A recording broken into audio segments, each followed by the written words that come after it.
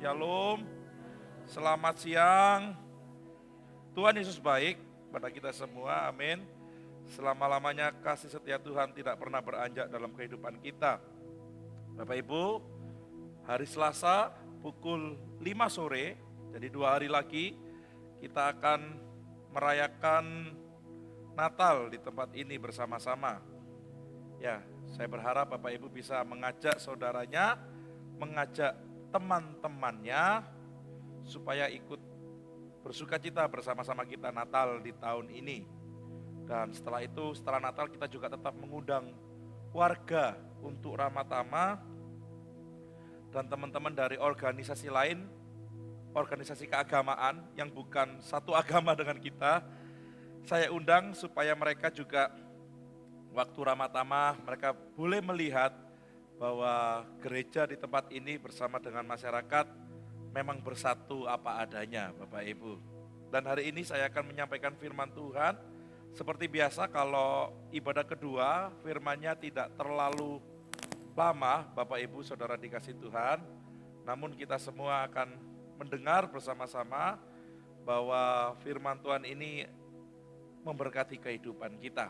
Bukan hanya kehidupan secara jasmani, tetapi terlebih kehidupan secara rohani, Bapak Ibu. Dan judulnya sangat mudah dicerna dan mudah ditebak, Bapak Ibu, bahwa saya kasih judul nama di atas segala nama. Saya ambil dari Yesaya 9 ayat ke-5, dikatakan, sebab seorang anak telah lahir untuk kita, seorang putra telah diberikan untuk kita. Lambang pemerintahan ada di atas bahunya, dan namanya disebutkan orang, apa Bapak Ibu? Penasehat ajaib, Allah yang perkasa, terus Bapa yang kekal, baru, Raja damai. Orang biasanya langsung ngambil di penasehat ajaib, tapi saya mau ngambil dari nama yang luar biasa, wonderful name. Jadi nama Tuhan kita bukanlah nama sembarangan. Nama yang sangat berkuasa. Beberapa waktu yang lalu sempat saya saksikan Bapak Ibu bahwa iblis pun takut akan nama ini. Amin. Saya pernah saksikan bahwa saya melihat sendiri kenyataan daripada orang yang katanya kerasukan setan. Mau setannya 7, 12, saya tidak pernah takut karena nama Yesus di atas segala nama. Dan saya buktikan sendiri Bapak Ibu, tanpa jampi-jampi, tanpa air, tanpa hewes-hewes, cukup saya bilang, dalam nama Tuhan Yesus, itu yang katanya setan sudah pasti lari Bapak Ibu. Dan benar-benar terbukti, kalau setan saja takut akan nama itu, kita pun juga harus menghormati atau menaruh posisi yang paling tinggi akan nama di atas segala nama. Karena nama itu adalah nama yang diberikan. Tadi pagi kita udah tahu bahwa namanya itu Yesus. Bukan Maria dan Yusuf mencari nama. Ya, kalau jemaat di tempat ini trennya sekarang kalau punya anak minta nama apa Pak Gembala gitu ya. Ya namanya saya ya, pasti carikan nama Bapak Ibu. Tapi bukan Maria dan Yusuf mencari nama, harus namanya siapa? Digabung antara nama Yusuf dan Maria. Yumar nanti Bapak Ibu. Yumar jadinya. Nah, tapi memang nama itu diberikan lewat malaikat Gabriel harus disebut. Karena nama itu adalah nama yang agung. Dan kita juga harus percaya, memang zaman dulu orang untuk menyebut nama Allah itu tidak sembarangan. Jadi pakai nyebut nama Allah dalam perjanjian lama itu enggak kayak kita, Yahweh, YHWH kayak kita gitu. Itu satu tarian nafas dan harus lirih. Jadi orang kalau menyebut nama Yahweh di zaman dulu itu enggak boleh kayak saya lantang, Yahweh, YHWH. Harus bagaimana Pak Ibu?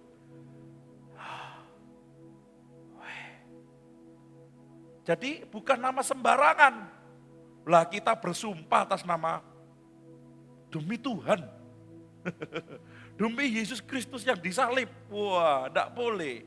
Kita harus menaruh nama itu sebagaimana mestinya. The wonderful name. Karena di Kisah Para Rasul 2 ayat 38 dikatakan, jawab Petrus kepada mereka, bertobatlah dan hendaklah kamu masing-masing memberi dirimu dibaptis dalam nama Yesus Kristus. Untuk apa Bapak Ibu? Pengampunan dosa dan untuk menerima karunia Roh Kudus. Jadi kalau Bapak Ibu dibaptis dalam nama Pak Riko, gak bisa, batal Bapak Ibu. 2 kali baptisnya.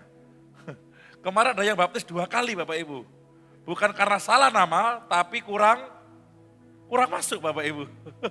Sudah ditekan, masih kurang masuk, ulang saya bilang gitu. Terus diulang, akhirnya masuk Bapak Ibu. Ini sejarah dalam gereja kita ya. Tapi anaknya sudah luar biasa dipakai oleh Tuhan Bapak Ibu. Jadi kalau dibaptis harus pakai nama Tuhan Yesus Kristus karena dosa saya, dosa Bapak Ibu diampuni oleh Tuhan kita. Tidak ada yang bisa mengampuni dosa selain Tuhan Yesus Kristus. Amin.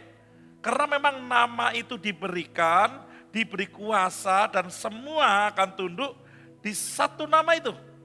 Jadi kita nggak boleh sembarangan mengucap nama itu. Kalau mengucap nama itu harus dengan iman. Satu, yang pertama, dari nama itu kita dihapus dosanya. Yang kedua, dari nama itu juga kita menerima karunia Roh Kudus. Jadi semua yang kita terima terkandung dalam nama Tuhan Yesus Kristus. Jadi kalau orang bilang hanya nama ya Pak ya, loh nama itu powerful, wonderful. Kalau di agama seberang mungkin nama biasa. Tapi di kita hanya sebut nama Tuhan, berdoa dalam nama Tuhan Yesus Kristus.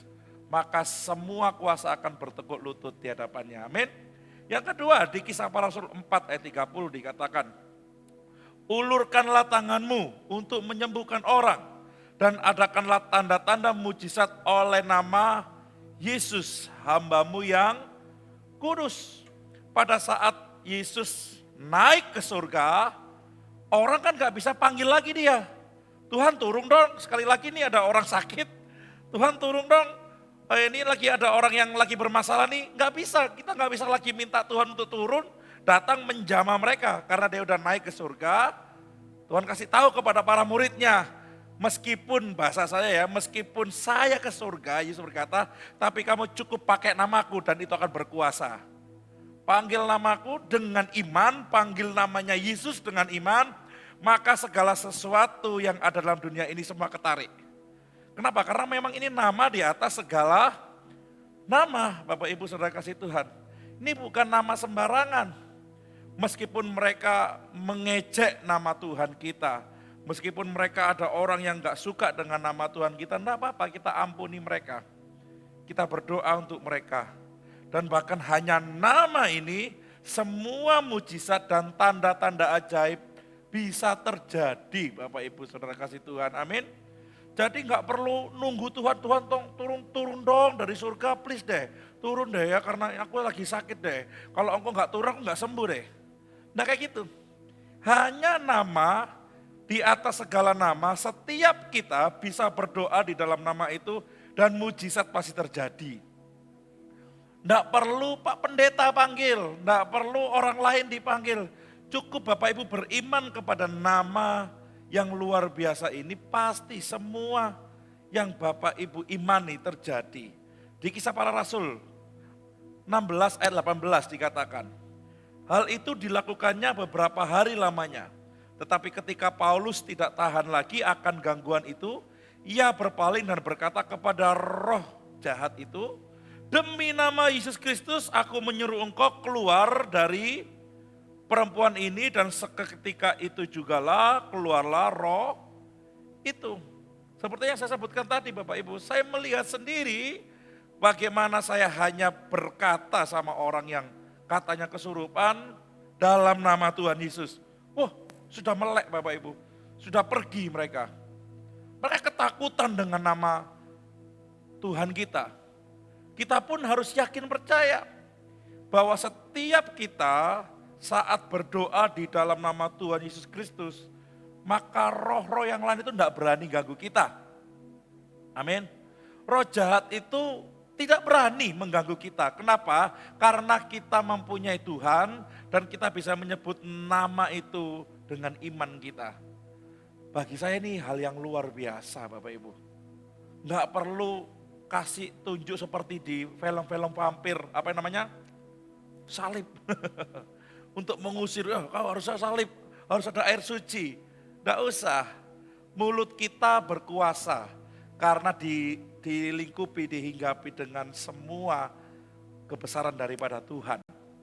Jadi bukan karena saya menyebut nama Tuhan lebih keras daripada yang lain, baru Tuhan bekerja, atau saya lebih bisa bahasa roh daripada yang lain, baru Tuhan bekerja. Bukan. Karena kita memiliki iman yang sama di dalam nama Tuhan Yesus Kristus, maka semua hal yang dalam dunia ini tunduk pada satu nama. Amin Bapak Ibu saudara kasih Tuhan. Yang keempat adalah dan keselamatan tidak ada dalam siapapun juga selain di dalam Dia. Sebab di bawah kolong langit tidak ada nama lain yang diberikan kepada manusia, olehnya kita dapat diselamatkan. Jadi jelas Bapak Ibu kalau orang tanya, berarti menurut orang Kristen keselamatan satu-satunya ada dalam Yesus. Jawabannya, ya pasti. Kalau nabi yang lain diberi nama oleh orang tuanya, betul nggak kira-kira? Tapi kalau Yesus dia bukan nabi, namanya diberikan oleh Allah Bapa yang di surga. Jadi nama ini bukan nama pemberian manusia, tapi memang nama ini adalah nama daripada Allah Bapa di surga. Sudah pernah kita jelaskan ya dari kata Yesua. Dari kata apa ya Yesua itu ya? Tuhan Sang Penyelamat. Enggak ada lagi. Enggak ada nama di bawah kolong langit ini yang mampu menyelamatkan saya dan saudara dari kekelaman dosa kecuali nama Tuhan Yesus Kristus. Nama yang sama mampu membebaskan kita dari yang namanya belenggu keterikatan.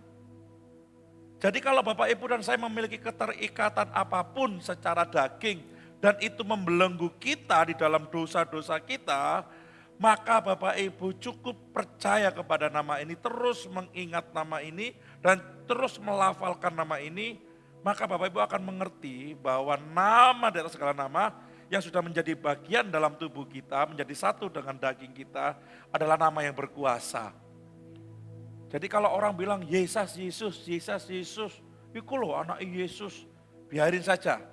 Karena mereka tidak tahu betapa berkuasanya nama ini. Kalau Bapak Ibu berangkat sekolah, ke kerjaan atau mau makan dan sebagainya, kalau engkau panggil di dalam nama Tuhan Yesus Kristus, maka kuasa dari surga itu akan menjadi satu dengan kita. Begitu luar biasanya nama ini. Jadi yang diingat jangan nama pasangannya saja atau nama pacarnya saja. Ya, tapi kita harus mengingat nama Yesus adalah nama yang luar biasa. Yang kedua, dikatakan penasehat ajaib. Baru saya masuk penasehat ajaib ya. Kita baca sama-sama 2, 3. Jadi karena dalam Kristus ada nasihat, ada penghiburan kasih, ada persekutuan roh, ada kasih mesra, dan ada belas kasihan. Di dalam Tuhan ada yang namanya nasihat. Seperti yang teman saya kemarin khotbahkan bahwa memang saya beberapa saat yang lalu saya belajar tentang namanya konseling. Jadi konselor, jadi coaching, bukan kucing ya Bapak Ibu, coaching yang baik. Dalam pelayanan ini semuanya berat. Memuji Tuhan, melayani, perlu latihan, menyiapkan khotbah, semuanya kayak terasa memang berat. Tapi secara pribadi dalam kehidupan saya, yang cukup menyita waktu saya, yang cukup menyita tenaga saya adalah konseling. Adalah menjadi coach, menjadi konselor Bapak Ibu. Karena kenapa? Karena pada saat saya konselingin seseorang, itu waktunya bisa nggak terbatas.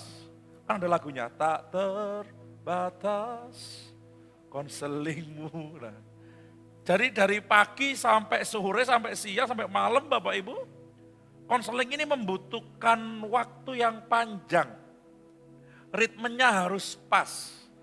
Kalau nggak pas Bapak Ibu bisa patah di situ. Dan Yesuslah, di dalam Yesus ada nasihat. Makanya ke gereja kalau kita sering datang rajin, maka kita akan dengar nasihat terus-terusan dari Tuhan. Jadi bukan karena gini, aduh ngapain sih saya harus ke gereja hari Kamis? Kan di kita ada ibadah Kamis. Ngapain sih saya harus ke gereja hari Minggu? Toh minggu kemarin udah dari gereja. Bukan masalah saya sudah mendapatkan khotbah hari Minggu lalu, atau saya sudah pernah ke gereja minggu lalu, bukan. Setiap kali kita mendengar firman Tuhan, setiap kali kita beribadah, kita akan terus mendapatkan nasihat. Amin.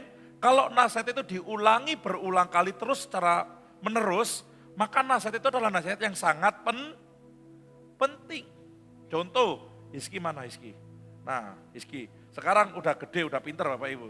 Dulu masih SMP, Nono masih SD, saya selalu bilang di rumah, Ki jangan lupa ditutup dan dikunci, digembok rumahnya. Ya, aman gitu lagi. Ya, terus saya terus berulang kali ngomongin sama Hizki, jangan lupa untuk ditutup, dikunci, digembok. Kenapa Bapak Ibu? Karena kalau dia lupa nutup, atau lupa ngunci, atau lupa gembok, kalau ada kesempatan maka maling bisa mengambil barang-barang, benar gak? Karena sesuatu yang penting, saya harus mengulangi dia. Saya harus mengulangi nasihat saya berulang-ulang, sampai mungkin Hizki bosen. Kalau sudah masuk rumah kasri, ditutup, dikunci, dijilat. Bukan, itu kan Oreo. Nah, digembok Bapak Ibu. Jadi kalau kita jarang ke gereja, on off ke gereja, kita merasa kita nggak butuh nasihat. Padahal nasihat itu selalu kita butuhkan dalam kehidupan kita sehari-hari. Bukan masalah saya sudah tahu firman Tuhan, saya sudah pernah dengar firman Tuhan, percayalah di dalam hadirat Tuhan selalu ada nasihat. Selalu baru nasihat itu. Saya pun sebagai gembala, sebagai pengajar, saya pun sangat membutuhkan nasihat. Nggak ada orang yang nggak butuh nasihat Bapak Ibu. Hanya orang sombong yang nggak butuh nasihat. Nah luar biasanya di dalam Tuhan. Makanya di dalam Kristus selalu ada yang namanya nasihat. Hidup kita supaya apa? Supaya seturut dengan kehendaknya. Bukan seturut dengan kehendak kita. Karena dengarkanlah nasihat dan terimalah didikan supaya engkau menjadi bijak di masa depan. Saya yakin percaya semua orang yang percaya dan berada dalam Tuhan Yesus Kristus masa depannya indah dan penuh dengan harapan. Pasti, karena Tuhan merancangkan bukan kegagalan, namun Tuhan merancangkan kebaikan untuk kemuliaan Tuhan dan kebaikan kita. Namun masalahnya kalau kita nggak pernah dengar nasihat, nggak mau dengar nasihat, kita nggak akan pernah jadi orang yang bijak. Beda ya antara pengetahuan dengan hikmat. Saya pernah khotbah ini. Kalau pengetahuan itu didapat di mana? Dapat di selokan, bukan? Sekolah. Sekolah kita bisa tahu. Oh dari kelas 1, kelas 2, kelas 6, satu SMP, satu SMA, kuliah S1, S2, S3 dan sebagainya. Kita tahu. Tapi beda dengan orang yang berhikmat. Pengetahuan itu ada di dalam hikmat. Jadi hikmat ini lebih besar daripada pengetahuan. Dan setiap orang yang kepingin bijak, mereka akan menerima nasihat. Dan orang yang bijak, orang yang menerima nasihat adalah orang yang berhikmat di dalam Tuhan. Dan nasihat yang paling penting, yang paling bagus hanya ada di dalam Kristus. Yang setuju katakan amin. Kalau dikasih tahu hamba Tuhan, kalau dikasih tahu oleh firman Tuhan tidak mau biasanya. Ada orang seperti itu. Tapi dia maunya dikasih tahu oleh, pimpinannya, Pak RT, Pak RW, Mbah Surip Bapak Ibu. Siapa yang Mbah Surip itu ya? Ya itulah ya, Rosoh itu ya. Dia lebih percaya sama kata-kata bijak orang lain. Dia lebih percaya sama kata-kata mbah, ya bukan mbahnya dia, mbahnya yang dianggap sebagai orang pintar. Dia dengar firman Tuhan, tapi dia lebih nurut kata-kata orang. Lucu, tapi dia minta hikmat daripada Tuhan. Tapi dia mengesampingkan yang namanya nasihat daripada Tuhan. Dan kalau kita lihat ini, dia adalah penasehat utama kita. Bukan pada saat kita nabrak, baru minta nasihat Tuhan. Bukan Bapak Ibu. Orang gak nabrak dulu, dia mungkin pakai mobil ya. Dia gak nabrak dulu, baru belajar mobil. Dia harus belajar dulu nyetir, belajar semuanya, baru dia bawa mobil supaya enggak nabrak. Tapi yang terjadi sekarang gini, nabrak, hancur, korat-karit hidupnya, baru datang ke orang. Kenapa? Pada saat dia nabrak, dia dengar suara orang lain. Dia dengar Pak ini, Pak itu, Bu ini, Bu itu. Dia gak dengar firman Tuhan. Setelah nabrak, orang ini gak bertanggung jawab. Dia kembali ke hamba Tuhan, gimana nih Om? Ceritanya gimana, saya harus memperbaiki gimana dan sebagainya. Jangan seperti itu. Di dalam Tuhan ada nasihat, di dalam Tuhan ada hikmat. Jika kita mendengar nasihat dan kita menerima didikan, kita akan menjadi bijak di masa depan. Amin. Kita, mohon maaf ya, saya berusaha semoga saya nggak salah, karena saya juga bisa salah. Gereja ini berpakaian bukan berpakaian untuk masa lalu, tapi gereja ini berpakaian untuk masa depan. Saya tadi ngomong sama Pak Agus Sartono, beliau punya mesin yang baru. Bukan untuk masa lalu, tapi untuk masa depan. Betul ya Pak Agus ya? Apa yang kita lakukan di gereja, ini untuk masa depan, bukan untuk masa lalu. Amin. Cara dan model kita beribadah, pujian penyembahan, firman Tuhan, program-program gereja, semuanya dipakai untuk masa depan. Orang mungkin bilangnya, kok aneh gerejanya, kok aneh ininya, kok aneh itunya. Karena dia mengukur dirinya dengan masa lalu. Dia nggak mengukur dirinya dengan masa depan. Bapak Ibu Saudara dikasih Tuhan, saya waktu menikah, saya sama istri itu kita sewa hotel. Bukan satu hotel, satu kamar saja Bapak Ibu. Tenang saja, satu kamar saja.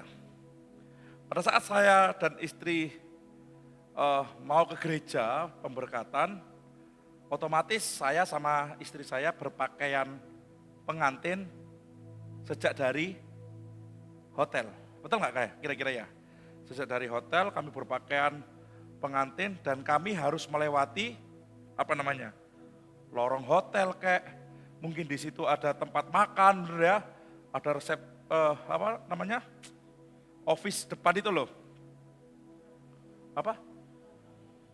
Lobby dan yang lain-lain.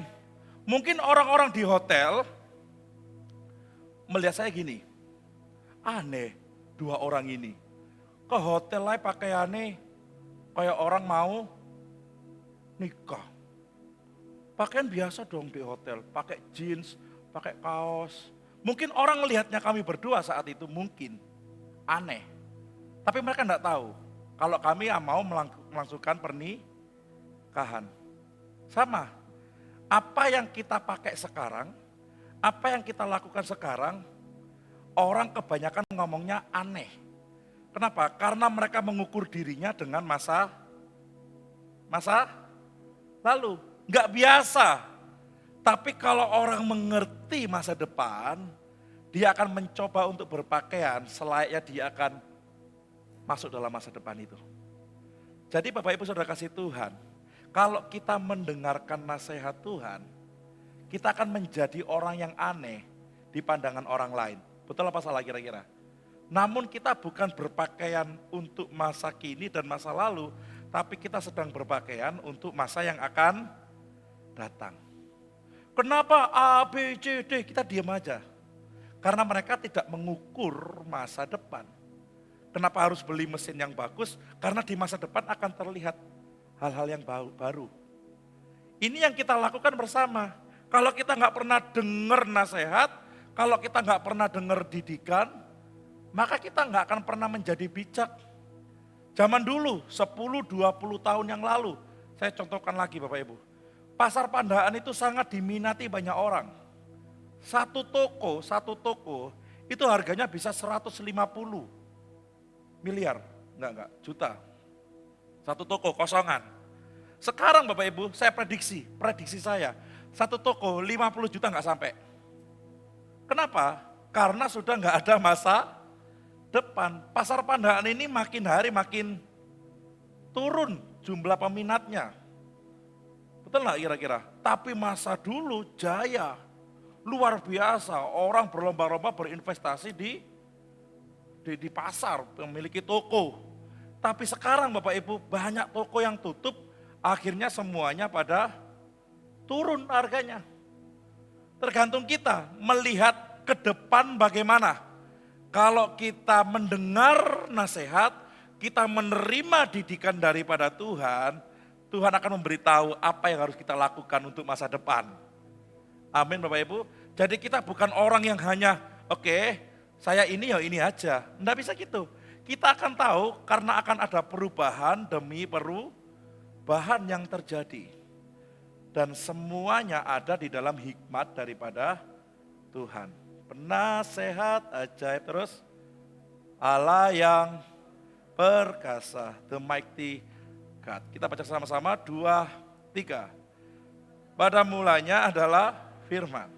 Firman itu bersama-sama dengan Allah adalah Allah. Ia pada mulanya bersama-sama dengan Allah. Segala sesuatu dijadikan oleh Dia, tanpa Dia tidak ada satupun yang telah jadi dari segala yang telah dijadikan. Di Kejadian sudah dikatakan bahwa kita akan menciptakan, kata kita itu lebih daripada satu. Yang kita kenal Tritunggal atau Tunggal Tri, Allah Bapa, Allah Anak, Allah Roh Kudus. Jadi Yesus itu sudah terlibat sejak dunia sebelum dijadikan. Yesus tahu proses semuanya. Dikatakan di sini memang mulanya Dia adalah firman, tapi firman itu bersama-sama dengan Allah. Dan firman itu adalah Allah. Tidak ada satupun yang dijadikan tanpa melalui Dia. Jadi semuanya diciptakan, semuanya dijadikan juga di dalam Tuhan Yesus Kristus. Ayat ini adalah ayat yang jelas bagi iman kita, seharusnya kita enggak goyang. Bapa Tuhan kita, Tuhan Yesus Kristus bukanlah pertama kali. Bukanlah pada saat hanya Dia jadi turun ke dunia jadi bayi, wah baru Dia terlibat dalam dunia ini. Bukan. Tapi jauh sebelum-sebelumnya, Dia adalah penguasa atas segala-galanya. Dia itu adalah Allah yang perkasa. Makanya kalau kita sambungkan dari ayat awal, the wonderful name, nama yang ajaib Bapak Ibu, kita melihat bahwa keterlibatan Tuhan Yesus Kristus bukan hanya pada saat Dia turun menjelma menjadi manusia, tetapi sebelum-sebelumnya memang Dia sudah berkarya atas kehidupan seluruh umat manusia. Memang Dia muncul beberapa kali di Perjanjian Lama, namanya Theophany. Ya, saya punya nama teman, namanya Kristofani, cowok Bapak Ibu. Mereka panggilnya Tovan, saya manggilnya Fani Bapak Ibu. Kristofani. Orang tuanya kasih nama Kristofani, bagi yang mau punya anak, nama bagus-bagus Bapak Ibu. Ya ada Aprigun kapan hari, ada yang lain. Nah saya berharap Bapak Ibu bukan hanya tahu, tapi mengerti bahwa nama di atas segala nama yang adalah Tuhan Maha Segalanya itu hadir dalam kehidupan kita. Jadi kalau Bapak Ibu mengecilkan Tuhan, ini sesuatu yang enggak lazim menurut saya. Tuhan itu besar, Dia Maha Segalanya. Bukan Dia makin besar saat kita tepuk tangan. Karena ada orang yang berkata, mari kita tepuk tangan lebih luar biasa lagi, supaya Tuhan kita makin besar. Pelembungan paling Bapak Ibu. Pikirannya dia tahu pelembungan Bapak Ibu ya. Balon, makin ditiup makin besar. Kita muji dia, kita gak puji dia, dia sudah menjadi Allah yang besar. Dia adalah Allah yang perkasa, amin. Karena memang itulah sebagaimana dirinya. Nah yang selanjutnya Bapak Ibu, yang kedua terakhir, pemain musik bisa masuk. Ini saya salah tulis, tadi barusan saya lihat, aduh salah tulis saya. Saya mohon maaf dan saya yakin dosa saya dimaafkan oleh Bapak Ibu ya. The everlasting Father. Bapak yang kekal. Saya tulis. Ya, di Lukas dikatakan, maka bangkitlah ia dan pergi kepada bapaknya. Ketika anak bungsu itu masih jauh, ayahnya telah melihatnya lalu tergeraklah hatinya oleh belas kasihan. Ayahnya itu berlari mendapatkan dia lalu merangkul dia dan mencium dia. Ini saya ambil dari serapan kisah anak bungsu dan anak sulung. Ini anak bungsu yang terhilang. Jadi pada saat dia udah nggak ada makanan, dia makan makanannya babi. Dia mikir, aku lebih baik pulang ke rumah Bapak, meskipun aku jadi pegawainya nggak apa-apa, tapi aku makananku makanan yang baik. Dia berpikir seperti itu. Tapi pada saat kelihatan dari jauh, bapaknya pergi kepada dia, bapaknya melihat lalu tergeraklah oleh belas kasihan. Ayahnya itu lari lalu mukuli dia. Enggak, ayahnya itu lari mendapatkan dia lalu merangkul dan mencium dia. Inilah Bapa kita. Inilah gambaran Tuhan Yesus Kristus atas kita. Pada saat kita berpaling dari dosa kita, bukan penghakiman yang kita terima, tetapi pengampunan yang kita terima. Amin. Saat kita menyadari kita seperti anak yang bungsu, kita sudah salah, melakukan banyak kesalahan, kejahatan, dosa, tapi saat kita berpaling kepada dia, saat kita belajar aja melangkah ke dia, Tuhan gak hanya nunggu kita, tetapi dia datang lari untuk menghampiri kita, merangkul kita, dan memulihkan kehidupan kita. Ini kalau bukan Bapa yang baik, gak mungkin ada. Kalau ada orang tanya sama saya, Pak, apakah saya diterima oleh Bapa? Pasti, karena Bapak kita adalah Bapak yang baik. Saya pernah kesaksian, sebelum saya jadi pendeta, saya masih pacaran di gerejanya istri saya. Ada orang datang, dia penuh tato, kakinya pendek Bapak Ibu. Masih ingat gak itu ya? Saya masih kaum muda waktu itu. Dia datang dengan nafas yang terengah-engah. Dia tanya, Pak, apakah saya diterima oleh Tuhan Bapak? Saya jawab dengan pertanyaan. Bukan masalah, sebelum saya jawab pertanyaan Bapak, saya mau tanya kepada Bapak, apakah Bapak terima Tuhan saya? Karena kalau Tuhan saya itu pasti terima Bapak. Ini orang yang bukan kenal Tuhan. Dia langsung ngomong gini Bapak Ibu, saya terima Tuhannya Bapak. Dan Bapak juga diterima oleh Tuhan saya. Tahu enggak, ini orang yang bukan beragama dengan kita. Dia hari itu tobat Bapak Ibu. Itulah Bapak yang kekal. Kalau bukan anak, enggak mungkin diterima. Sesalah apapun saya, sama Bapak kandung saya masih diampuni. Saya diajar oleh Bapak saya pun bukan supaya saya mati. Tapi saya diajar oleh Bapak saya supaya saya tidak berbuat kesalahan lagi. Benar enggak kira-kira?